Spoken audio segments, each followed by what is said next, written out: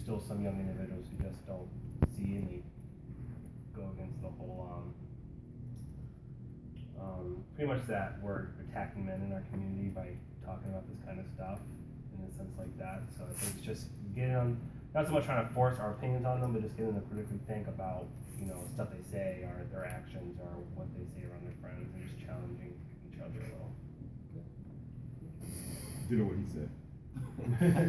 I mean, I have opportunity to work with young people, in the work that I do, helping students go to college.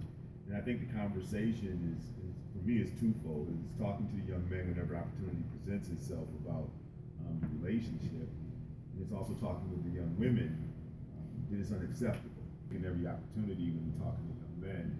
And then, to actually live that life, so people see you as not that person who will stand around and watch people aggressively yell at one another, because that's probably where it starts before the smacking gets going. It's just the language is disrespectful. And you got to clean that up too. So just taking those opportunities to clean up the conversation and live that life yourself. Once again, too, I think it's a lot is education. Getting the information, educating yourself. But I think then for me, for myself, is is trying to train my mind, renew my mind in different areas about seeing good jokes or or making comments on women. Sometimes I fall into that area. And try to say stop it or stand up and speak against that. And the second thing is having conversations with my sons and other young men who I come in contact with about relationships, and that you don't need to be this certain way towards women. But with society, there's things a lot of times it's with society. Women put I should say like. The edification of women is portrayed all the time, socially. So it's tough sometimes, but that's what I look at. I think that when an opportunity arises, with your friends, I think they're talking about women or talking about it in a sexual way. It gives you an opportunity maybe to flip it, and they get an opportunity to talk about violence against women and how pervasive that issue is. The other thing is even to get on a Facebook page, and let people know how violence against women is affecting the lives of families and women all over America and around the world. For myself, I'd say I think about my own household.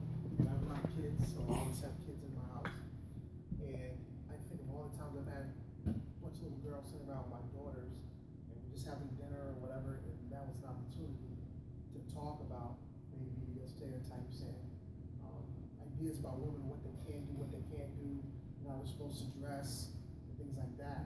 And my daughters, I hope know that every option is available to them, and they don't have to be walk around like a cheerleader.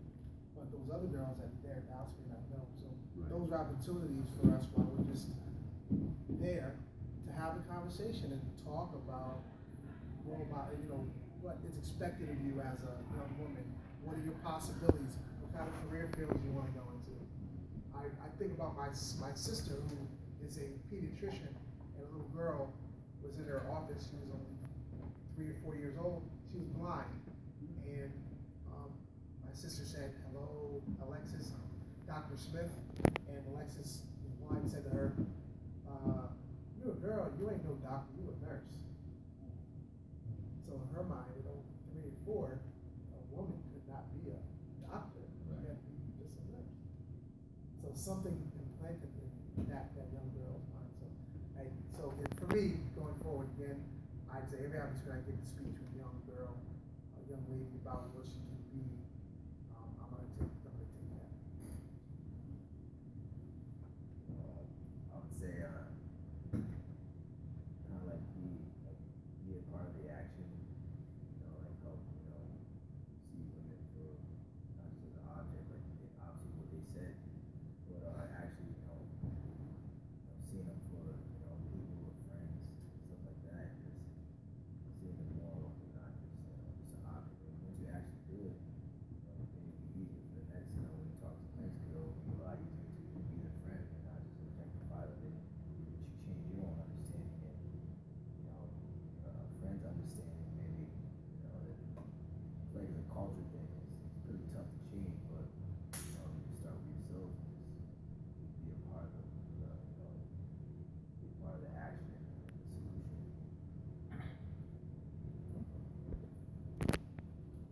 there's two things. There's a lot of conversation I overhear about objectifying women, and I never speak to that, and I just pass it by. Now I realize that I'm part of the problem if I don't speak to that. And the other thing is I have a 9-year-old granddaughter who lives with us, and I constantly talk to her about non-traditional careers that women generally can go into, or young girls don't think they go to. They do go into it, like physicians and astronauts. And I'm always talking about, why don't you think about being an astronaut or a physician or something else. So, and of course, since we mentor a lot of kids, that conversation will come up when we're talking about kids, talking to kids also. Well, I think about what we mentioned about helping folks clean up the conversation. I saw the scene, which I never really thought about, but I do from time to time think about some of the language, some of the behaviors that are sort of embedded in our everyday life, not necessarily things that we say in an aggressive term, but some of the language that we use. For example, everybody is kind of either used, myself included, whether it was a car that had difficulty starting or ran smooth, and it always was she ran smooth or she had trouble starting. Where does that come from? That's right. You know, or when we use terms like the rule of thumb, understanding that some of these phrases, some of these terms, if you're just using them loosely and not really knowing where they come from, sometimes having that conversation with people is just a matter of kind of waking them up or having them become more aware in a strategic manner, so that they can start thinking about what's being said and what that really means and where that comes from. I think with your peers, you should you have this conversation about like objectifying women, stuff like that. You should it would be a great opportunity to give them like facts about certain women of like domestic violence and like that. Not preaching to them, just let them know little hints here and there about what's going on in the world. And you never know, that probably go a long way. Say you're talking with like 3 or 4 of your friends, and then they go somewhere else and they see that happening. They always have that fact that you told them in the back of their head. So hopefully they'll step in and do it. I think the biggest thing we have to really look at is all of us in here are being proactive. And the proactiveness of objectifying the women to tell I've dealt with it in several cases and got blowback from it. As far as, somebody putting their hands on somebody and stepped up. So, and almost had to go to blows, in front of my wife, because I didn't like it, okay? So I understand what's happening here. So as I see more than anything is in education and being proactive and telling our young men to listen, guys, we've got to clean this up. This has been going on too long, so we need to be very proactive about it and clean up the verbiage, clean up the belief systems, and that's what I'll end it at that. Clean up the belief systems. Well, as for myself, I think it starts at home. So I have a 14-year-old son, so it's continuing the conversation, keeping it consistent, ongoing basis. And I have a 20-year-old daughter, and once again, she's on a college campus, and I think last year the New Times had an article, 1 out of 4 young ladies will be raped on a college campus. So, once again, making sure that she's aware of what's going on, her surroundings, what her options are, and that she doesn't have to take, any of that foolishness from anyone. That she may want a man, but she doesn't have to. She doesn't need a man, especially one that doesn't treat her the way she should be treated. So, and then also, on my part being, more observant, when when I'm working and talking to people, if it seems as though, maybe the male is getting a little agitated towards the female, I might, try to take someone aside, just ask, is this gonna be a domestic issue, do you need, a call made or what have you, and things like that. For me, I think it's kind of a new responsibility that I've become aware of. There's two of them actually. Sam brought one to my attention. One of them is how to teach young men how to grow into men without making the comparison to women. You understand what I'm saying? How do you teach a young man to be a man without that comparison? Because we always, like in the video you talked about, you teach a young man how to deal with something by not acting like a woman. And that's just kind of been instinctive. It's the way I was raised. So now it's about teaching a young man how to be a man, but leave the comparison to a woman out, because that's degrading women. Okay. The second piece that I've become aware of is that we've got to talk to our young ladies, because a lot of our young women have been conditioned to think that they're less than, and to think that this behavior in men is acceptable.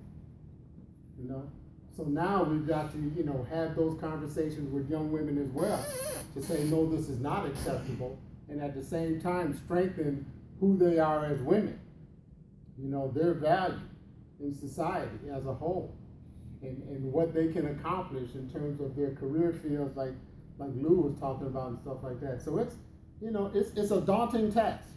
I realize that, but it's one that I'm willing to take on, and I admit I'm not going to be perfect at it. Ryan just got me thinking. I call my car Sasha. That's my car. that's my car. That voice, in the navigation system, it's a female voice, and that's Sasha. And Sasha talks to me when I'm on the road. So most of the navigation systems you can change it to a I male know, that's what I'm saying. but we don't. I know. But that's the thing. We don't. I changed my mind when I first bought that car. I guess it was owned by a woman, so it was a male voice. I changed it to a female. That's right. So my wife doesn't like the sound of my navigation voice. She said change it. So it's too anyway, graphic. I think these conversations were good, because I know it's something, and this isn't the first time I've been involved. I've gone through some of these trainings before, but every time I go through this, every time I'm involved in these conversations, I learn more and more about me. I take a look at changes that I need to make in myself, and I think that's going to be the biggest plus that I'm going to take from here, and particularly for the young men in the room. You don't know how powerful your behaviors and your actions will be around your friends, and it's going to be hard for you when you're amongst your peers, when you're around your boys. It's going to be hard for you to speak out against what's considered the norm. But the more and more you do that, they may not say nothing right there at that time, but later on they're going to think about it. They're going to think about it, and understand people, are watching you. Your friends are watching you, both male and female. What about Kevin? So we can have a big influence, in just in changing our own behavior. Kevin, I'm sorry, were you done?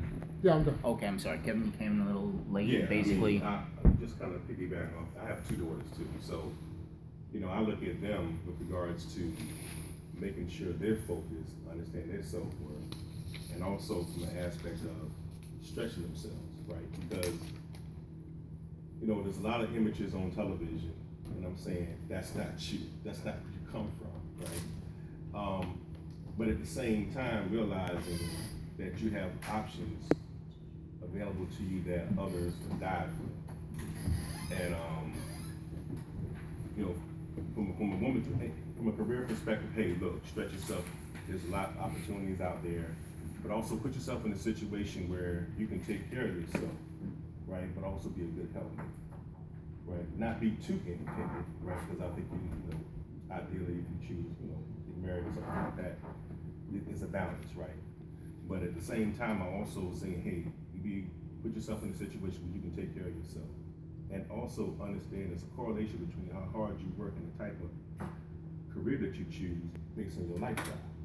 They have to understand that quickly, right? Because you can think you're gonna live a certain lifestyle, but if your job occupation doesn't align up with your lifestyle, then there's a disconnect, right? And you wanna don't put yourself in a situation where you start supplementing it the wrong way, right? By dealing with a gentleman that is not gonna treat you right just because he has a certain income coming in and I want to live with a certain lifestyle, right? So you gotta be able to work on that too. And also with regards to understanding that you have to set your standard. He has to comply or not comply, and then he can be off on his way. But if you set your standard, right, you stand on it like a rock, then you don't have to worry about something, right, with regards to certain type of behavior.